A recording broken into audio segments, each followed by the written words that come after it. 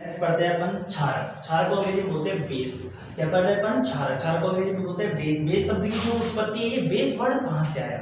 इस बेस शब्द की उत्पत्ति कहाँ से हुई? तो ये ग्रीक लैंग्वेज, ग्रीक भाषा का एक वर्ड है जो बेस है। एक ग्रीक भाषा का एक वर्ड है जिसका अर्थ होता है भस्म। भस्म का अर्थ होता है राख, या इसे कड़वा भी अपन बोल सकते हैं। अर्थात क्या पढ़ रहे हैं अपन? बेस पढ़ रहे हैं। क्षारक क्षारक पढ़ रहे हैं जिसे अंग्रेजी में बेस कहा जाता है। जो बेस शब्द की उत्पत्ति है ग्रीक भाषा के शब्द बेस से हुई। उस बेस है, उस बेस का अर्थ होता है भस्म या कड़वा। अर्थात वे पदार्थ जो स्वाद में कड़वे होते हैं वो क्षारक कहलाते हैं। वे पदार्थ जिनका स्वाद कैसा होता है? कड़वा। अगर अपन कोई ऐसा पदार्थ देखते हैं या ऐसा कोई सब्सटेंस देखते हैं जिसका टेस्ट कैसा होता है, बिल्कुल कड़वा होता है, तो कौन होता है? क्षारक होता है। लेकिन आपने बार बार एक चीज पढ़ी होगी कि क्षार और क्षारक, तो इन दोनों में क्या अंतर होता है? क्षार और क्षारक में क्या अंतर होता है कि क्षार क्या होते हैं और क्षारक क्या होते हैं? तो सिंपल सी बात है, ऐसे क्षारक, अगर आपने कोई क्षारक लिया, आपने कोई क्षारक लिया और क्षारक को आपने जल में घोल दिया, और जो ही आपने जल में घोला और जल में घुल गया, तो समझ जाओ क्या है वो? क्षार।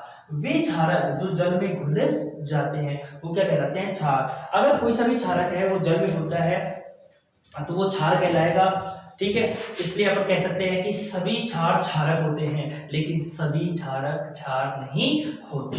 अब पढ़ते हैं क्षारों के भौतिक गुणधर्म। सबसे पहला गुणधर्म है क्षारों का स्वाद। क्षारों का स्वाद कैसा होता है? कड़वा होता है। अगर अपन क्षारों को टेस्ट करके देखें तो क्षारों का स्वाद हमेशा कैसा मिलेगा? अपने को कड़वा मिलेगा। क्षारक जो होते हैं वो स्वाद में कैसे होते हैं? कड़वे होते हैं। नेक्स्ट अगर अपन प्रॉपर्टी देखी जाए क्षारों का स्पर्श। अगर क्षारों को अपन स्पर्श करके देखें, टच करके देखें, अगर स्पर्श उनका देखा जाए तो साबुन की तरह चिकने होते हैं। खैर, साबुन में भी क्षारक पाया जाता है, और साबुन में क्षारक जो धोने का सोडा पाया जाता है उसके कारण उसका भी स्पर्श कैसा होता है? चिकना होता है। तो अपन कह सकते हैं कि सभी क्षारक होते हैं वो स्पर्श में साबुन की तरह चिकने होते हैं। नेक्स्ट पढ़ते हैं क्षारों का पीएच मान। जो क्षार होते हैं क्षारों का पीएच मान, क्षारों का पीएच मान 7 से अधिक होता है। अम्लों का कितना होता था? 7 से कम। तो क्षारों का पीएच मान कितना होता है? 7 से अधिक। सभी क्षारों का पीएच मान 7 से अधिक होता है। फिर बात करते हैं लिटमस पत्र की। अगर लिटमस पत्र पे अपन क्षारकों का प्रयोग करवाएं और आपने कोई क्षारक का विलयन लिया और इस क्षार के विलयन के अंदर आपने लिटमस पेपर डुबोया और आपने इसके अंदर, इस क्षार के अंदर लाल लिटमस पत्र डुबो दिया। अगर लाल आप डुबोते हो तो अगर इसको निकालते हो तो ये नीला हो जाएगा। तो अपन कह सकते हैं क्षारक लाल लिटमस पत्र को नीला कर देते हैं। लेकिन ऐसा कभी नहीं होगा कि आप नीला डुबो रहे हो और वो लाल हो जाए, ऐसा कभी नहीं होगा। क्षार लाल को तो नीला करते हैं लेकिन नीले पर कोई प्रभाव नहीं दिखाते। तो अपन कह सकते हैं क्षार लाल लिटमस पत्र को नीला कर देते हैं। नेक्स्ट पढ़ते हैं क्षारों का नेक्स्ट जो प्रॉपर्टी है, फिजिकल प्रॉपर्टी, इसमें देखते हैं फिनोल्फथालीन और मेथिल ऑरेंज। ये सूचक होते हैं, ये सूचना देते हैं और ये बता देते हैं, हम क्षार की पहचान कराते हैं ये। तो इसमें एक तो होता है फिनोल्फथालीन और एक होता है मेथिल ऑरेंज। ये दोनों को सूचक कहा जाता है, रंगीन सूचक होते हैं। ये रंग में परिवर्तन करके हम लोग क्षार की सूचना देते हैं। तो फिनोल्फथालीन और मेथिल ऑरेंज, इन दोनों का रंग ऑरेंज कलर का होता है, ऑरेंज रंग होता है इनका। अगर आप इसको क्षार के किसी विलयन में डुबोते हैं या इसमें क्षारों की बूंद डालते हैं, क्षार इस पर आप डालते हैं तो इनका रंग पीला हो जाता है। तो अपन कह सकते हैं कि क्षार मेथिल ऑरेंज और फिनोल्फथालीन के रंग को पीला कर देते हैं। फिर उसके बाद में इसकी फिजिकल प्रॉपर्टीज खत्म हो गए, बात करते हैं केमिकल प्रॉपर्टीज, रासायनिक गुणधर्मों की बात करते हैं। तो सबसे पहला गुणधर्म है क्षारों की जल से अभिक्रिया। कि क्या होता है जब क्षारों की क्रिया जल से करवाई जाती है? जब क्षारों को जल में घोला जाता है तो क्या होता है? तो देखो, अपन ने क्षार लिया, क्षार को किसमें घोला? जल में। तो जल में घुलकर वो अपने आयनों में टूट जाता है। कोई सा भी क्षार है, क्षार को आप जल में घोलोगे तो जल में घुलते क्षार अपने आयनों में टूट जाता है और अपने आयनों में टूटकर हमेशा OH- आयन देता है। इसके लिए हमने फॉर्मूला तैयार किया है कि अपन ने क्षार लिया, क्षार को जल में घोला, तुरंत किसमें टूट गया? अपने आयनों में टूट गया। हमेशा कौन सा आयन देगा? OH- आयन देगा।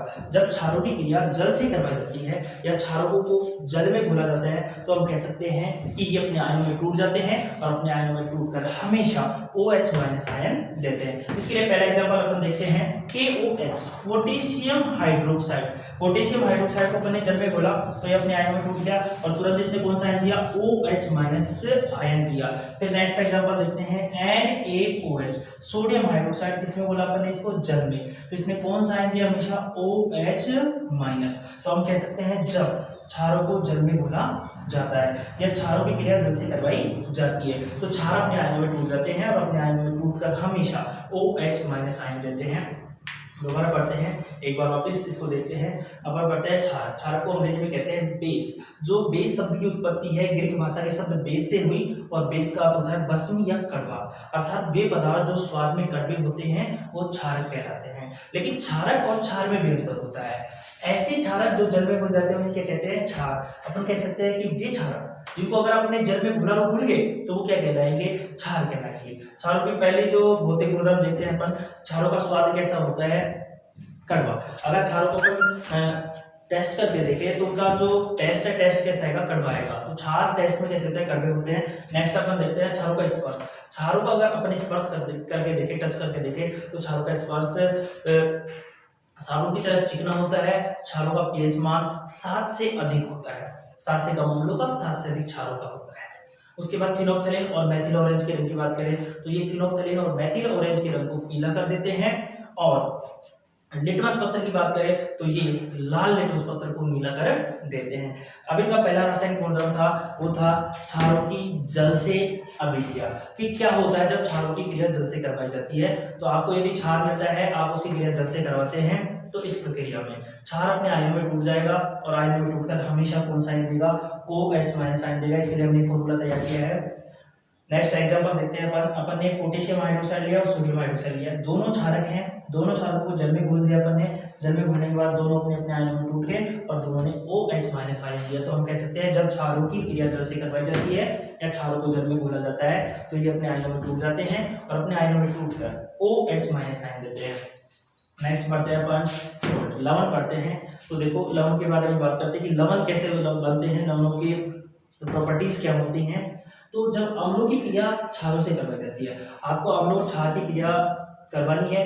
आप यदि अम्ल की क्रिया क्षार से करवाते हैं तो अम्ल और क्षार दोनों ही अपने भौतिक और रासायनिक गुणधर्मों को खो देते हैं और लवण और जल का निर्माण करते हैं। इस प्रक्रिया को उदासीनीकरण प्रक्रिया कहते हैं। अर्थात हम कह सकते हैं कि लवणों का निर्माण उदासीनीकरण प्रक्रिया में होता है। जब अम्ल और क्षार की क्रिया करवाई जाती है तो ये अपने अपने गुणधर्म खो देते हैं। इस प्रक्रिया में लवण का निर्माण होता है। और लवण के साथ साथ एक और सह उत्पाद होता है, इसे हम जल के नाम से जानते हैं। इस प्रक्रिया को उदासीनीकरण प्रक्रिया कहा जाता है। तो अपन इसको कंप्लीटली मिलाकर कह सकते हैं जब अम्लों की क्रिया क्षारों से करवाई जाती है तो इस प्रक्रिया में लवण और जल का निर्माण होता है। जो ये प्रक्रिया होती है इसमें जो लवण बनते हैं लवणों का पीएच मान कितना होता है? 7 होता है। तो अपन कह सकते हैं लवणों का पीएच मान कितना होता है? 7। फिर बात करते हैं इसके एग्जांपल नंबर फर्स्ट की। अपन ने HCl लिया, इसे हाइड्रोक्लोरिक अम्ल कहते हैं।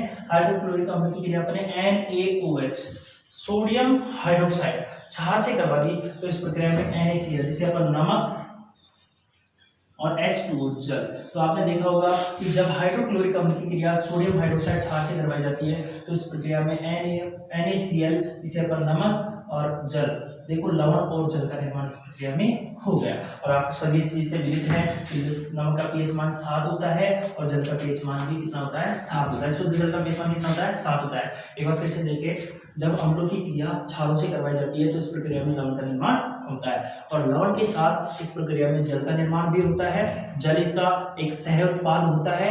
इस प्रक्रिया को उदासीनीकरण प्रक्रिया कहते हैं। उदासीनीकरण प्रक्रिया में जो जल और लवण बनते हैं उसका पीएच मान कितना होता है? 7 होता है। ये 7 के आसपास होता है, ऐसा नहीं फिक्स 7 हो, थोड़ा माइनर कम भी हो सकता है और ज्यादा भी हो सकता है। एग्जांपल में अपन ने देखा हाइड्रोक्लोरिक अम्ल लिया, हाइड्रोक्लोरिक अम्ल की क्रिया अपन ने NaOH सोडियम हाइड्रोक्साइड से करवाई, तो इस प्रक्रिया में नमक और जल का निर्माण हो गया। नेक्स्ट अपन पढ़ेंगे, अपन इसके बाद नेक्स्ट पीएच स्केल पढ़ने वाले हैं कि पीएच वैल्यू पढ़ने वाले हैं सभी पदार्थों की, और पीएच स्केल से संबंधित सारी चीजें अपन पढ़ेंगे। लेकिन लगातार हमसे जुड़े रहने के लिए, लगातार हमारे वीडियो देखने के लिए आप हमसे जुड़े रहें। और यदि आपको कोई इससे संबंधित कोई क्वेश्चंस आपके हैं तो आप उनका आंसर लेने के लिए कमेंट बॉक्स में कमेंट जरूर करें और हमारे चैनल को सब्सक्राइब करें और लाइक करें और इसी प्रकार हमारा साथ दें। Thank you.